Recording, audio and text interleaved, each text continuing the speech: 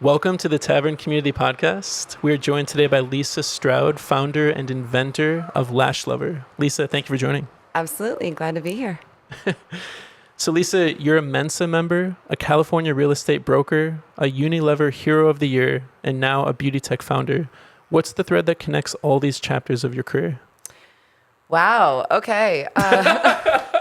So when I was in my early 20s, I decided my first time inventing something. I invented a pre-foreclosure resolution technology, and this was back before there was no such thing as automated underwriting. Because my first job was actually at a mortgage company in a marketing department, and then I ended up being a loan officer, and then I ended up seeing that the foreclosure wave was going to happen in the crash of 2007, 2008, because of all these people going into bad loans. And so I decided to invent an underwriting tool that would tell people what they could actually apply for. So if, depending on how much equity they had in their house and what their goals were and all of that, and put it all together, which is very similar to what I'm doing with Lash Lover. But it's the whole idea of meeting people where they're at and solving their problems, but assessing, what it is that they could do. So I ended up getting my broker's license to be able to facilitate the company that I built to be able to do that. So I really actually had no intention of ever selling a house. Still have never sold a house before, but I've had a broker's license for 18 years. And then while I was in the investor world, trying to raise my first round of money for that technology, I was around a lot of older men who actually didn't give me a whole lot of respect because I was this young girl coming in asking for $1 million. And I knew that the one thing that they probably would respect is if I was in Mensa. And so I took the Mensa exam and passed it just so with investors I would be able to cut straight to the chase and be like, you can take me seriously, I'm in Mensa. So let's just start there. Yeah, very smart. That's why I did it. Very smart. So you've described yourself as an introvert who changes tables at restaurants to avoid the spotlight. How does an introvert build a 13,000 follower personal brand and pitch on stage at San Francisco Tech Week? The 13,000 followers is just, a whole lot of accepting a lot of ads and then choosing who I wanted to be in my circle. So everything from real estate people back in the day to beauty and technology and investors, and just, connecting with them. And then, the Tech Week thing was, one thing that you'll hear from me is I'm a Christian, so I'm always going to give glory to God. And I had been at a conference as an exhibitor for the first time for Lash Lover, showing the prototype. And the conference was a whole bunch of female investors that invest in female-founded companies. And one of those investors, who's a VC, she was having just only 3 weeks later, she was having a pitch contest. She was leading it for Tech Week in San Francisco, and she came and she said, "I want you to pitch this on stage." And I was horrified and was like, and she's like, "You can do it. I'm going to walk you through this. I'm going to do everything. I'm going to help you, but you need to get in front of people and talk about this." And so whether I liked it or not, I was going. And that really just started this catalyst of me feeling more and more capable of getting in front of people and talking about my vision and, really talking about the original purpose and mission of True Beauty Lashes and how it turned into Lash Lover. And it's really built on itself for me to be able to have the confidence to do that, even though it's not my favorite thing. Yeah, no, that's super impressive. And, Proverbs 3:6, I'm also Christian. Mm-hmm. And I tell the audience, Psalm 91, check it out. Great passage. So you went from powerhouse CPG marketing at Unilever and Omnicom to launching your own beauty company. What was the moment you knew you had to bet on yourself? Yeah, So the working on Unilever was an incredible experience. Still love everybody that I worked with there, and the agency that I was at, supporting them. The amount of things that I learned and helping them launch so many beauty products, personal care products into different retail taught me everything about, what's important about marketing in general, about a CPG product, especially in beauty. So that was a huge piece of my background. But as I matured through the ranks, I guess you could say, of advertising, the less I got to do the actual work. The more senior that you get, the more you're spending time, leading other people, and a heck of a lot of politics, especially, when you work at agencies that have a lot of other sister agencies that you work with. And I just started feeling like the end of my career in advertising and how senior I wanted to get as a senior vice president was really capping out. And that I wanted to be able to take everything that I had done and build a brand. And I had started True Beauty Lashes as just a hobby project with my mom about 5 years earlier. We, literally, I just said to my mom one day, Mom, I want to start a little beauty brand, and I want to build a Shopify store, and I want to learn how to do international supply chain. And, I want to find suppliers in China, and I just would really love your help. And, would you fulfill packages for me? My mom's like, yes, let's do it. That sounds like fun. Let's a little hobby project. And then I joke around to people and tell them that after that, about a year and a half into us, just doing this little thing, I joke and say, I got us in trouble, and I got us into department stores. And it completely changed everything. And so my mom at that point was like, yeah, I think I'm out. This is not really what I signed myself up for. And so that's kind of how we got into retail, and it got bigger. Amazing. Did you have any connections in retail that helped kind of bridge that gap into department stores, or was that, just curious about the on-ramp for anyone thinking that they like to start a beauty brand, and how do they even get into that world?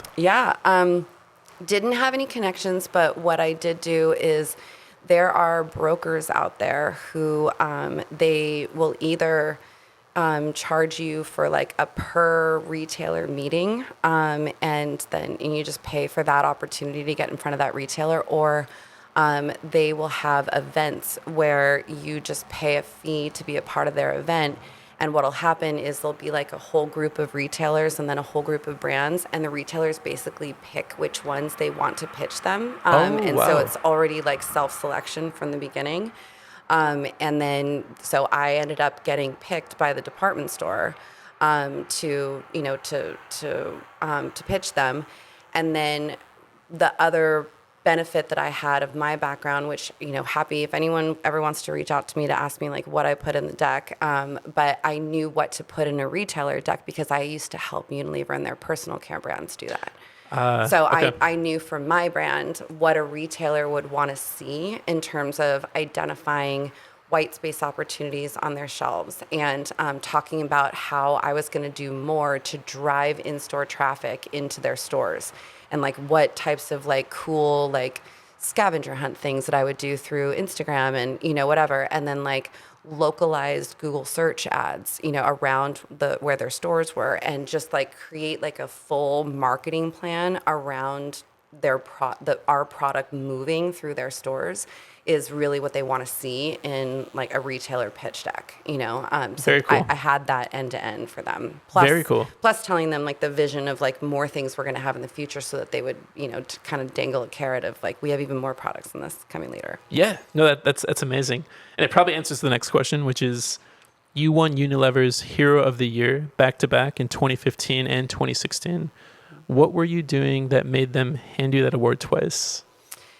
So they didn't actually say exactly one thing that it was, but I think that really what it came down to is were very close to the clients, and we knew their business like the back of our hand. And so they didn't even, when it came to writing briefs or, asking for a new project that needed to like solve a certain problem, they knew that they could count on me and the guy that was my counterpart. We were kind of like the leads of the area that we worked on.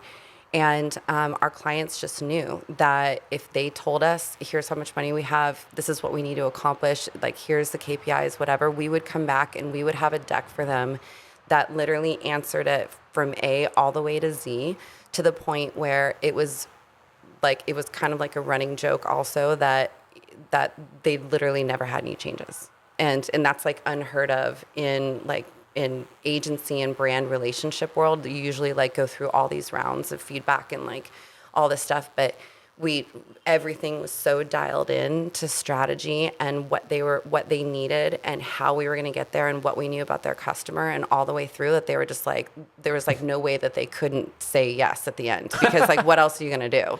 This is the answer. I mean, it's super impressive back to back. Yeah. So you led shopper marketing campaigns like Ice Cream Rewards and Make More of Mealtime for Unilever and Albertsons. What did working at that scale teach you that you now apply as a startup founder? Well, it's very, very different budgets. Sure. But actually, the biggest budgets that I've worked on is, when you get into pharma, which is where I went after CPG, and, you're working with medical brands. But I think probably, in both of those environments, those were portfolio plays. So, just thinking about systems and synergistic products and like how to pool them together to basically upsell an entire portfolio of food. And so in both of those situations, when it was on the food side, not the ice cream side, but the food side, you had multiple brands that all went together into making certain kinds of meals. And then with the ice cream, we did that through the summer, through a seasonal, to get people to explore all of the different brands and then reward them for participating more and more and more. So, it was that you can use that same type of strategy in, your own rewards programs and making sure that people have an opportunity to try different products and see how they all work together. Very cool. Very cool. So you were nominated for the Path to Purchase Institute's Women of Excellence Award in the collaboration category. Why is collaboration your superpower, and how do you practice it intentionally? Oh, these questions. I don't even know if I would call it my superpower. But I think the reason that happened is because working under WPP and even Omnicom later, but especially during my time at WPP, we there's so many agencies, and in the Unilever Unilever shopper environment, there were so many agencies that were a part of that plan, and we all had to get along, even if there were tiny little laps of services that we offered. We all kind of had like our own space that we were supposed to be operating in, but treating each other well and being there when we needed each other and literally being in the trenches was what bonded all of us together in that way. And so I learned how to kind of like get the best out of all of my agency partners that were doing different things, and learn how to serve them and give them the information they needed to make their lives easier. And I think that that's kind of where that came from, is I just really loved being a champion of how to model that with other groups. So I would tell, because we had all of our little own pods, depending on retailers that you worked on. And so I would go over to like the Walmart team and be like, work with your agency partners like this, and it makes everything easier for everybody. And I think that that's kind of where I got like a little bit of a reputation. Very cool. So TechCoast's Venture Network named you Entrepreneur of the Month. What does the fundraising and investor landscape look like for a female founder in beauty tech right now? Well, my backstory that I told you, about, it was tough then for me as, early 20s girl in like a very male dominated and all a lot older than me And so to win that was like a really big thing for me because the idea had so much behind it. And part of what I think helped me win that is I called it a win-win-win-win-win because there were literally 5 different parties within the process that won through the facilitation of the transaction. Wow. So it was a cool model. And I think that what is similar nowadays is that there's still not enough women that are, out there in trying to raise money. I think it's changing now. You're hearing more conversation about it, more venture capital funds that are looking for female founders, other female founders that have now been successful and are turning around and funding other female founders. And so there's a lot going on there. But I think that, I think one thing that all women need to be careful of is that no one's a victim, right? And no one has like an intentional target on anybody.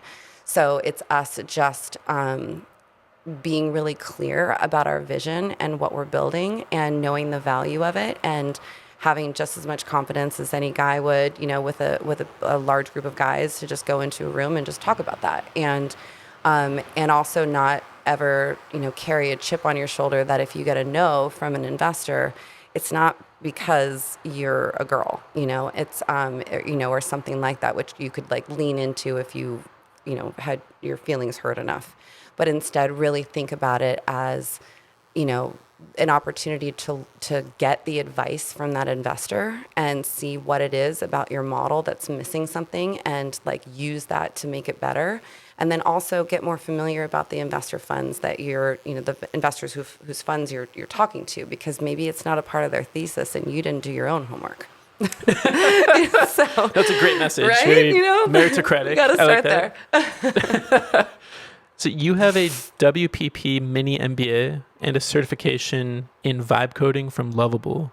Are you actually writing code for your product? And what's your take on founders learning to build? Yeah, so I vibe coded the whole thing, other than our AI models. So we've got several different AI models that use facial feature recognition. Some of them we're using Perfect Court as our technology partner. And then also in the back end, once people get recommendations on their lashes, you can virtually try them on, which is also how we're using Perfect Court. So they're a great partner, but the whole wraparound end-to-end experience, I was actually in Lovable's S1, very first cohort in June of last year. And, I think like mentioning, everything about like giving glory to God, like I, out of nowhere, went to the New York Tech Week, like one of their sessions that the community manager of Lovable was there, and she just happened to mention at the end of the thing, I actually had no idea what Lovable even was. Wow. Like I hadn't even heard of it. And I already knew I wanted to build this tech, but I didn't, and I was already interviewing dev companies to help me with it, but I had no idea that you could actually do something on your own.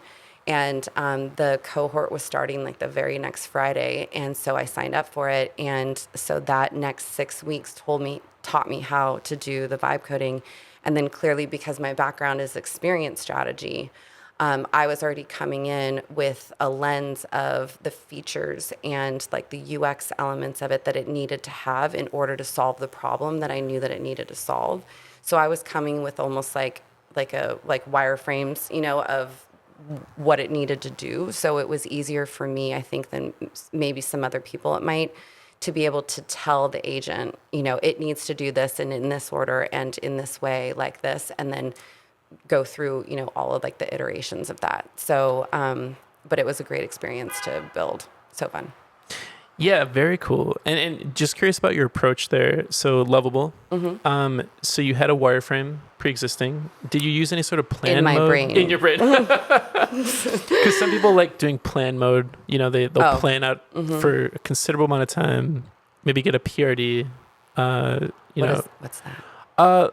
Like a product development diagram or like a product resource diagram planned out. So it's like, here's the spec for the project, and here's what, from like a high level 40,000 foot view or whatnot, here's what we have to accomplish. So then you give the model freedom to kind of put the pieces together at the beginning. And it leads to less hallucination, easier to do entity relationship diagramming, data modeling, this and that, which are often some of the points of failure. Like those lead to hallucinations and trouble for a lot of I'd say vibe coders. So that's cool that you had a wireframe going into it. Well, all those things that you just said definitely would have helped. Because I did scratch my first version and just completely started over after that first 6 weeks. No, I'm sorry. It was in the middle of the 6 weeks. It was like week 3. And I just kept getting stuck with like the camera STK, and it just wouldn't do what I needed it to do. Yeah. And I didn't know how to tell it to diagnose itself. Yeah. And we just went in circles and circles, and it was eating all my credits. And I'm like, I'm starting over. And so I just scratched it and like rebuilt a new thing and was back to what I had done in the 3 weeks within like a day, because now I knew what to do to get there. Yeah. And then this time I reorganized it probably a little bit more like what you're talking about, where I did have it planned. Yeah. And, but it was because I was trying to get it to model the other one. I'm like, so it had these pages and like, and I was able to do that. And then I also had learned in that time, don't ask it to do too much all at once. Yeah. So I had said, break this into implementation phases. Yep, smart. And then tell me which ones should go first based off of like underlying structure. Yep. And then we can build on top of it. And so it came back and said, okay, well then like then we should do it in this order. I was like, fabulous. Let's just get that done. Yeah, very smart. And pro tip for the audience, if you want to avoid hallucinatory loops, one thing you can say is, please write unit tests for this feature to validate your own logic, because unit tests force the model to basically test locally and iterate through deterministic loops to make sure that the logic is sound and that you're not going to hit a bug later, So comprehensive unit testing you can ask for. Also, if you get into a hallucinatory loop, you can just say, please, I do this sometimes, please rebuild this feature from scratch using a completely different method than we tried. And it does kind of seemingly open up a new neural pathway of sorts in the agent's, decision making, which often leads to, a stable result in my experience. So just pro tips for the audience. So you've spoken at UCLA Business School and the OC Ad Club. What's the one piece of advice you find yourself repeating to the next generation?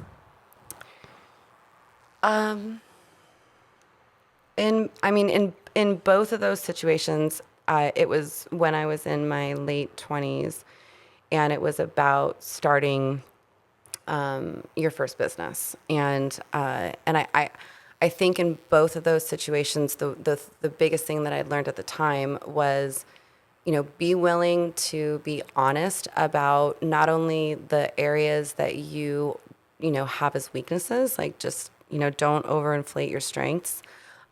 Because that's how you can find partners, and that's who you need to delegate things out to. So like for me, I hate financial spreadsheets. I can make them, but like they will give me nightmares, like for sure. Yeah. And so I have to do enough, and then I have to find somebody to help me, because I will hate my life. And so I think that was like the one thing that I talked about a lot is you don't have to go around just because you're younger and puff up your chest and be like, I can do all these things. And you being able to say, no, my team, these are my strengths, and then the other people that are around me have these ones, actually shows more strength. Very smart. Very smart. So you served as president of Team Women's Newport Beach chapter. What does that community mean to you, and why is it critical for women in business? So, again, this was in my 20s, and I really needed to be around other founders. So, shameless plug for Tavern. But, being around other founders and being around people who just related to where you are and could help with just, oh, I do this when I get stuck here and whatever. And then our chapter ended up kind of becoming each other's unofficial or informal board of advisors. And so like every month we would get together and we would talk about each other's businesses, and we would rotate who was kind of like the one that we would focus on that month. And then everyone would use their backgrounds to basically help with any problems that company was having. And Very cool. we'd spend the whole 2 hours just on them of just like, what are we doing for you? And then, any referrals or connections or just problem solving. And that was immensely helpful, when you are a startup and you don't have a lot of money, so you can't pay for a lot of consultants. And so that's kind of how, and so that's always stayed with me in terms of what a network really is it's figuring out, who's around you that you have the ability first to serve, and then who has strengths, that you need support in. Very cool. Very cool. Yeah, it's kind of like the mastermind model that we love, which is like, everyone goes in a circle and you say what you have to offer and then what you're looking for. Mm-hmm. And you do that for everyone. Mm-hmm. And you have a mental model of, kind of deeper matches in your physical space. But it's a great scalable model that anyone can do, even in their small group. Mm-hmm. But you can also find it in communities like Tavern. Come check it out. So you've been open about being a faith-driven entrepreneur and promoted the Faith-Driven Entrepreneur Conference.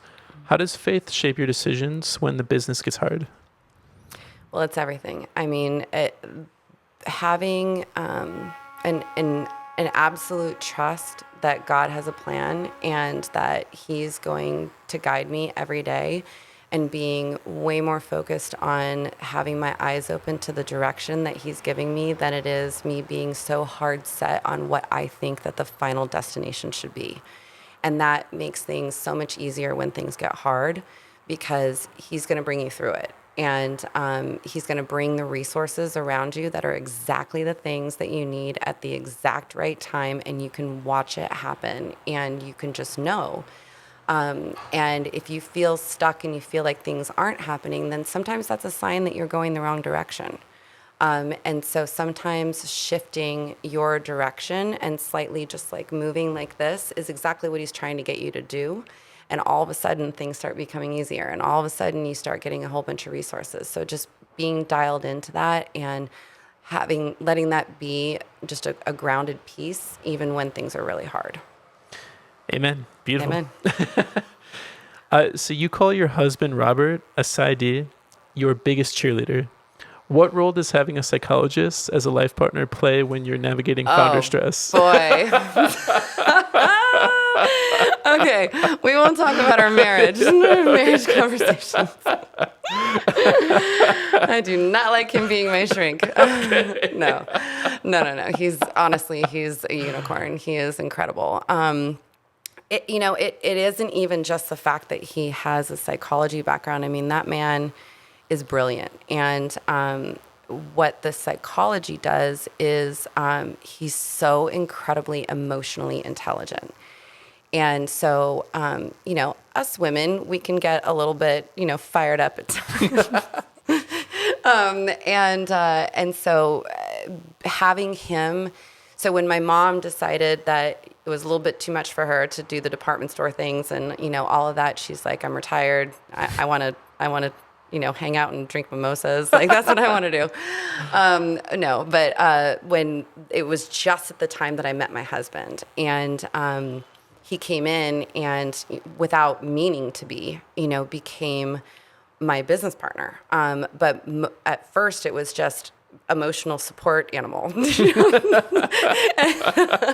And he was just like there for all of it. But obviously, like, through the years, he learned everything about what the business was about and all of it. And he started becoming then an advisor, and then helping me with like reminding me of like what my vision is, and even reminding me from a faith perspective and being there to pray with me. And, so he's become a partner in that, it's funny because investors will talk about how important co-founders are, partially for the whole risk element of it, that if I were to, have something happen to me and, who would run the business, even though my husband is not like technically written as like a co-founder on, like, he basically is, like, he could completely take it over at this point and like lead the ship and know the things that were needed to get done. Like, God forbid anything that ever happened. So he's not only like psychologically and like sound and such a loving human, but he's like business because I mean he works at Accenture and he's a managing director there, and I think he's got something wild like 1,400 people on his team. Wow. So he has to figure out how to like organizationally wise manage that many people into production and keep everybody happy, and he's so good at it. Anyway. Amazing. Yes. I love my husband. Awesome. We'll have him on the podcast. Yes, Yeah. you should be on here. So you've mentored students at SDSU for nearly 5 years and recently spotlighted your marketing interns, Amir and Samara. Mm-hmm. Why is mentorship non-negotiable for you? Well, because I feel like it's part of our duty as people who have gotten older and, have 20 plus year careers and have so much, if the things I wish I would have known, when I was graduating college, or still in college and figuring out, how, what I wanted to do. And I just feel like it's so easy to give back that way because 1 hour of you talking to them is priceless in what it means in their life. And if we just see it as, a service that we get to do, that is a part of the privilege of experience, think about just rising tide, lifts all ships. Yeah, beautiful. Beautiful. I completely agree. So you went from Omnicom's OmniWoman ERG mentoring program to building your own company. If you could redesign how corporate America supports women who want to eventually start their own thing, what would you change? Well, I think Omnicom does a really good job with like, the mentoring structure that they have, which is why I immediately got involved in it when I first started working at one of the umbrella companies.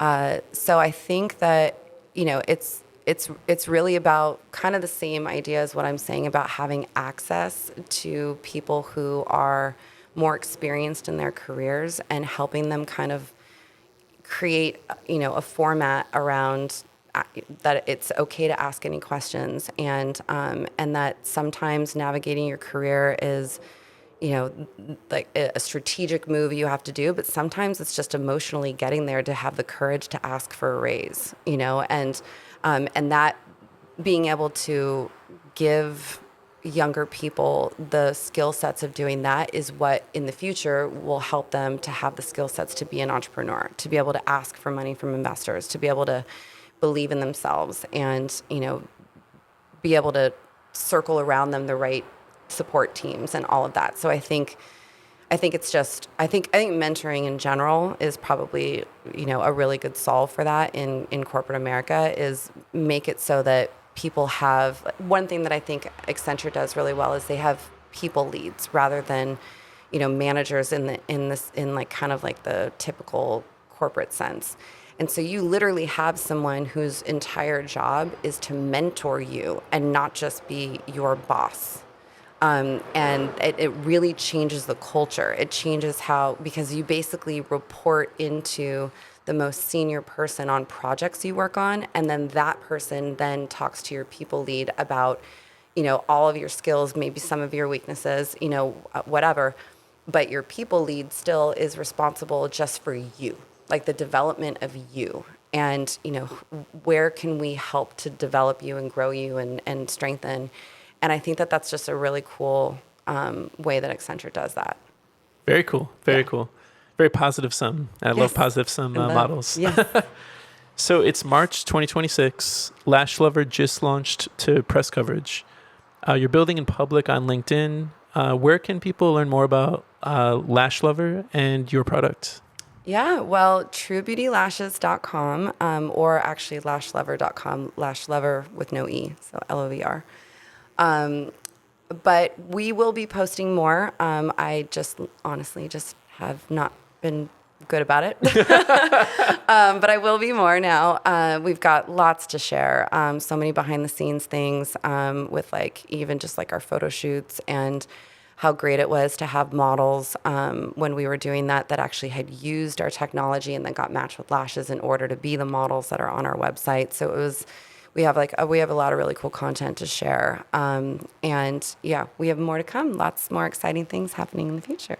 Amazing. So any closing thoughts for the audience as we conclude the episode? And we will have part 2 with Lisa coming up. So stay tuned. Yes. I mean, for the fact that this is a Tavern podcast and supported by you guys, I would just say that, for anybody out there that's looking for a community to be around people that are doing the same thing as what you care about right now, this is such a great community to be involved in. I'm co-president of the pre-seed and seed cohort, and this is exactly where I am right now. I've never actually formally started a round for any company that I've had. When I was younger, I was asking for money from investors, just asking for money. I'm like, here's technology. Will you give me $1 million? And they're like, oh, you're so cute. Well, and now I realize why some of them didn't give me the time of day. It wasn't because I was young and a girl. It was because I didn't have much. But to be around people that can actually say, this is what I'm putting together for, investors, or, this is how I'm showing traction, or this is the way that I'm getting to whatever that is, it's literally priceless. So because that's where I am in my stage, but because you guys have different cohorts that are for different things, there's nothing like being around a community of people. It's so different than going to networking events where it's hit or miss who you're going to end up meeting there, even if there's a theme. Don't get me wrong, I love female founder ones, but not every female founder company is building a tech, or understands, the other part of it that I'm doing. They might just be like a real estate broker, but they still have their own business and they're at a female founder event, and it's very different, so you don't have as much in common, with them. Yep. So I guess that's my closing thoughts about Tavern is get Awesome. Get involved if you want to be around people that are like you. Amazing. And yes, everyone is welcome. And there are brilliant people in this community. So please come to events if you'd like to just check it out, and then come talk to any of us in person if you're in the New York City area, and hopefully a city soon near you. So Lisa, thank you for joining. Absolutely. And thank you for tuning in. Until next time. Thanks so much.